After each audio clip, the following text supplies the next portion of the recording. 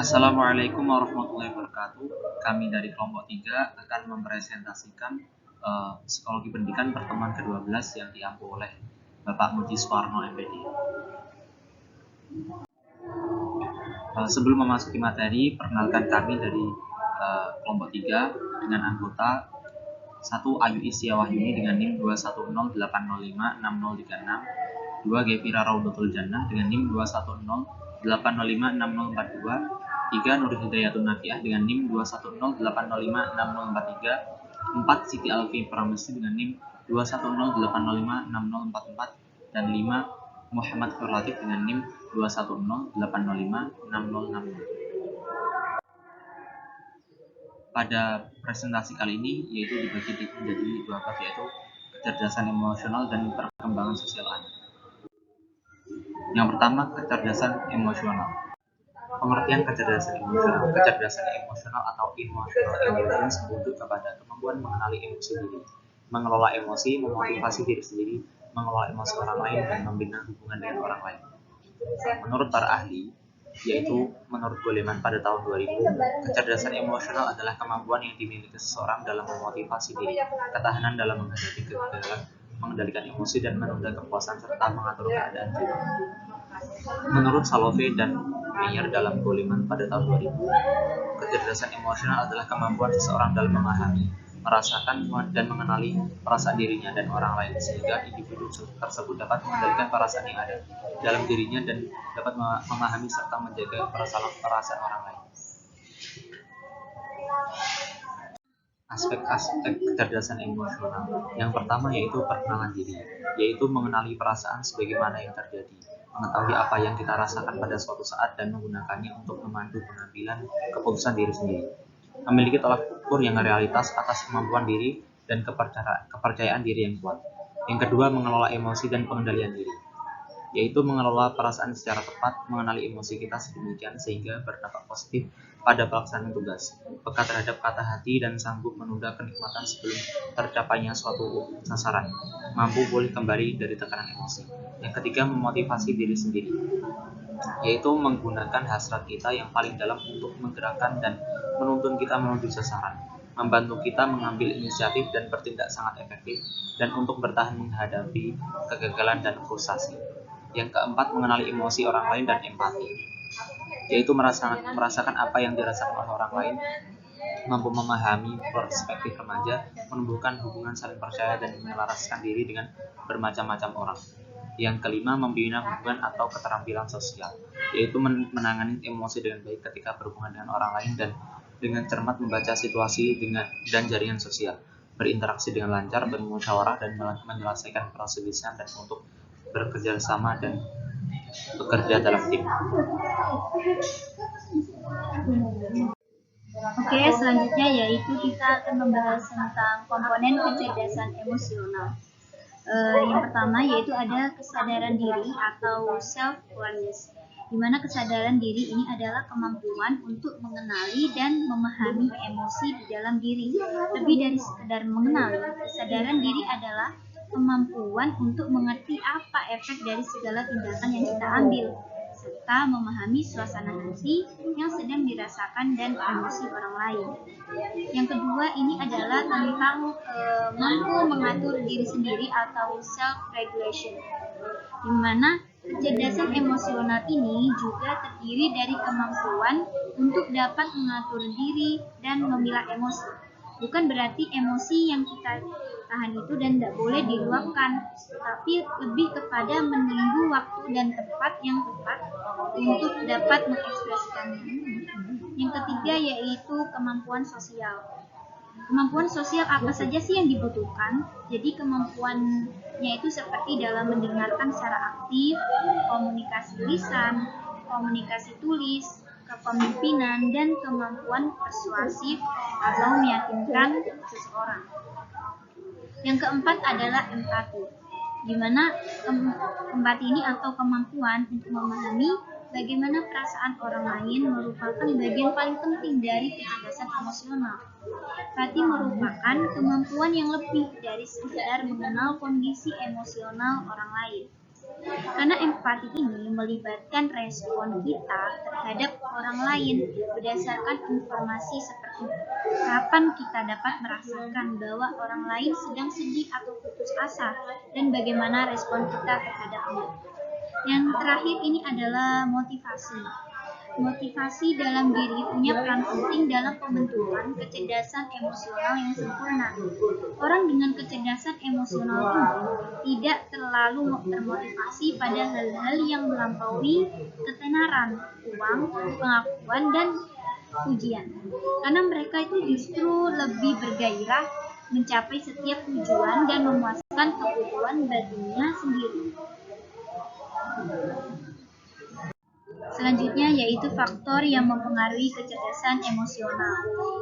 Faktor yang pertama yaitu adalah lingkungan keluarga, di mana perkembangan kecerdasan emosional remaja ini dipengaruhi oleh proses interaksi yang didapat remaja dengan orang tua dalam mengenalkan berbagai aspek kehidupan sosial dan pengalaman-pengalaman emosi yang terjadi setiap saat dan berkelanjutan. Faktor yang kedua adalah faktor kematangan. Menurut Herlock 2004, faktor kematangan berkaitan dengan masa kritis perkembangan. Perkembangan kelenjar endokrin penting untuk mematangkan perilaku emosional dan kelenjar adrenalin memainkan peran utama pada emosi. Yang ketiga ini adalah faktor belajar. Faktor belajar yang telah dicapai dapat dioptimalkan dengan pemberian rangsangan yang tepat.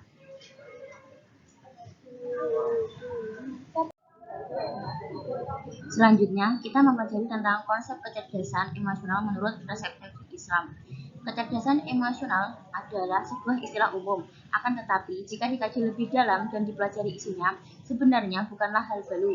Dalam pengajaran Islam sendiri sudah dimaktub dalam pendidikan seperti kesadaran diri dalam Quran surah Al-Zumar ayat 15, pengendalian diri terdapat dalam Quran surah Al-Hadid ayat 23, ketekunan, antusiasme, motivasi diri terdapat dalam Quran surah At-Taha ayat 67 sampai 68. Empati kepada sesama terdapat dalam Quran surah An-Nur ayat 2 dan kemampuan sosial terdapat dalam Quran surah Al-Hujurat ayat 13. Jadi dapat dijelaskan bahwa kecerdasan emosional adalah suatu kemampuan yang berpusat pada hati, yang mana dengan kemampuan itu akan dapat mengetahui, memahami, mengenali, dan merasakan keinginan atau kehendak lingkungan, dan dapat mengambil hikmah sehingga akan memperoleh kemudahan untuk berinteraksi, beradaptasi, dengan bersosialisasi dengan baik. Kecerdasan emosional berkaitan erat dengan kehidupan keagamaan. Apabila petunjuk agama diberikan paduan kehidupan, maka akan berpositif kepada kecerdasan emosional. Setelah kita mempelajari tentang perkembangan emosional pada anak, selanjutnya kita akan membahas tentang perkembangan sosial pada anak. Pengertian perkembangan sosial pada anak.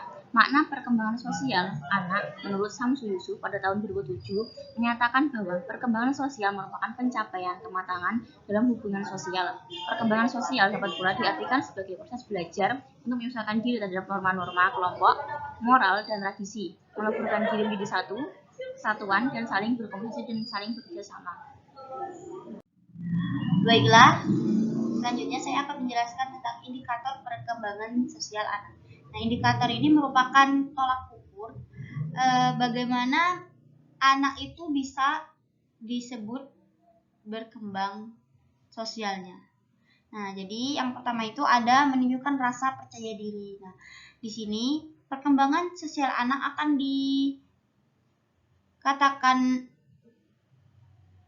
diukur tentang bagaimana cara dia mengekspresikan atau menunjukkan jati dirinya.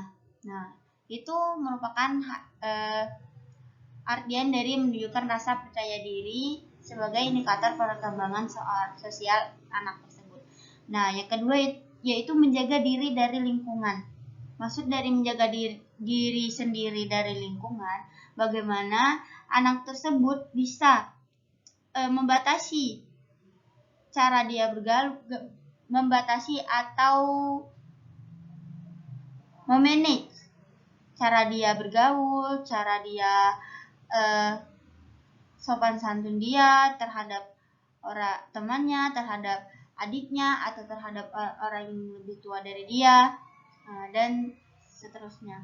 Kemudian yang terakhir yaitu ada mau berbagi, menolong, dan membantu teman. Nah, indikator yang terakhir ini merupakan hal yang lumrah atau hal yang memang seharusnya ada di setiap anak atau setiap orang.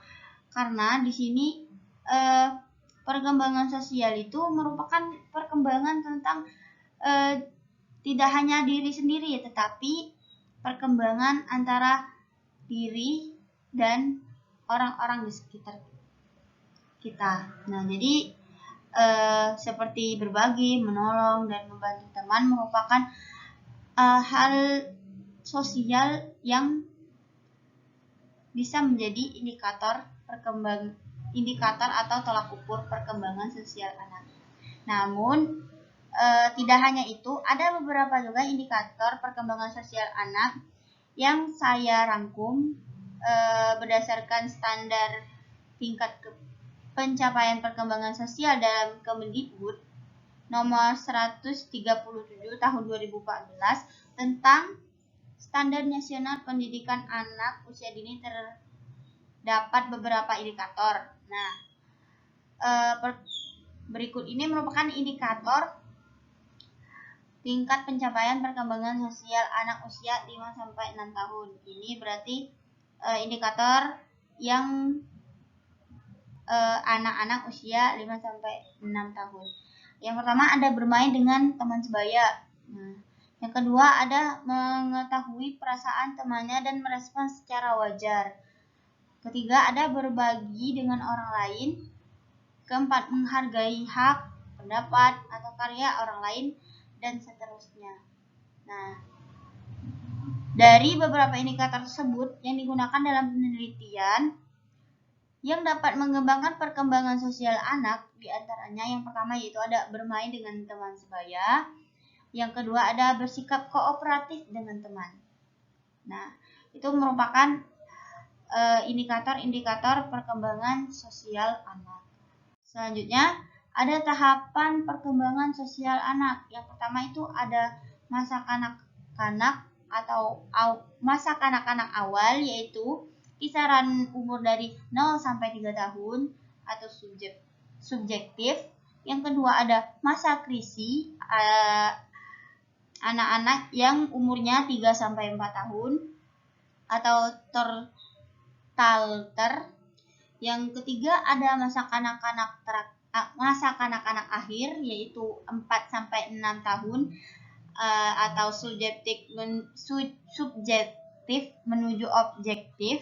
Kemudian masa sekolah kisaran 6 sampai 12 tahun objektif, dan yang terakhir ada masa kritis 2 yaitu 12 sampai 13 tahun atau prepuber.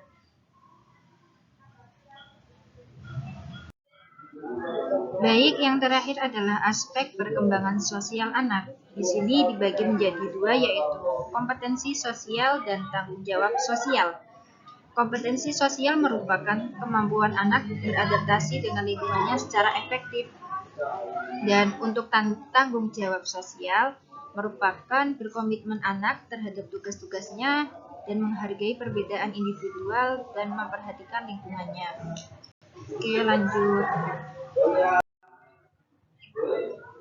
Untuk faktor yang memengaruhi perkembangan sosial anak, ini ada sikap dan temperamen, ada tingkat aktivitas sosial, dan contoh dan panutan.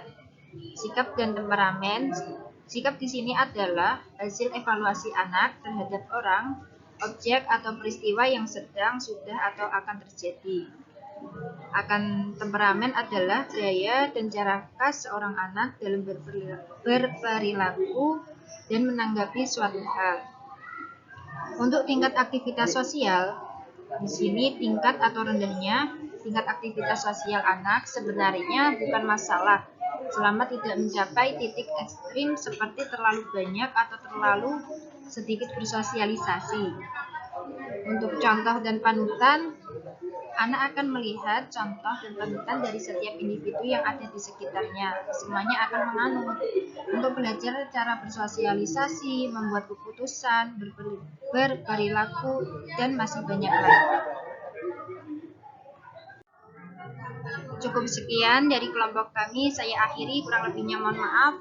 Bila ada salah kata maupun tutur kata yang kurang berkenan, mohon dimaafkan. Wassalamualaikum warahmatullahi wabarakatuh.